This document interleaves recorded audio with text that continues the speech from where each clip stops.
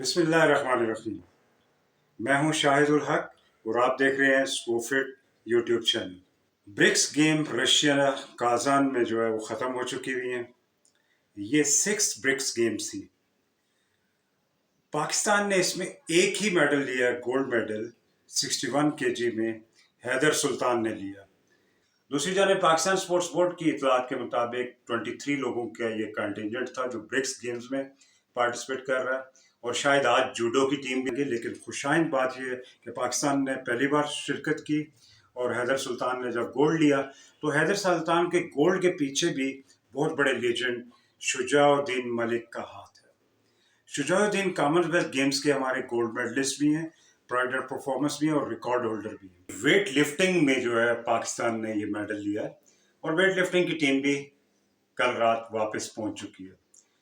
बड़ा अच्छा इस्तकबाल किया और इस मेडल के पीछे बेसिकली इंटरिम कमेटी का भी बड़ा हाथ है कि जिन्होंने एक डिजर्विंग बच्चे को भेजा, और ऑलरेडी ये एशियन गेम्स में इन्होंने रिकमेंड किया था, लेकिन जो फेडरेशन है जो कि इस वक्त 10 डोपिंग के साथ इंटरनेशनली बैन होने जा रही है, आई होप कि उन्हें भी एहसास हो गया होगा कि इस बच्चे को क्यों नहीं लेके। ब्रिक्स गेम्स दरअसल एक बहुत बड़ी कॉन्स्पिरेसी बनाने की कोशिश की गई, और अफसोस ये है कि पाकिस्तान ओलंपिक कमेटी ने भी सारे डिपार्टमेंट्स को लेटर लिखे कि ये शायद किसी यूएन डिक्लेरेशन की वायलेशन है। ऐसा हरगिज नहीं है।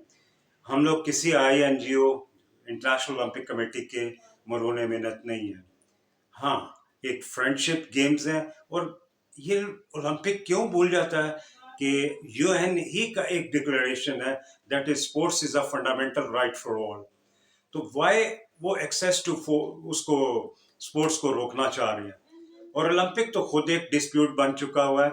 IOC ने रशिया पे बैन किया, जबकि फलस्तीन के जुल्म के खिलाफ अभी तक कोई इकदाम नहीं किया, और इसराइल के तमाम खिलाड़ी वहाँ पार्टिसिपेट कर रहे हैं, जबकि रशिया और बेलारूस के खिलाड़ियों को बैन कर दिया गया।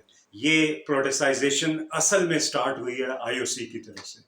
पाकिस्तान ओलंपिक को इसका ध्यान देना चाहिए।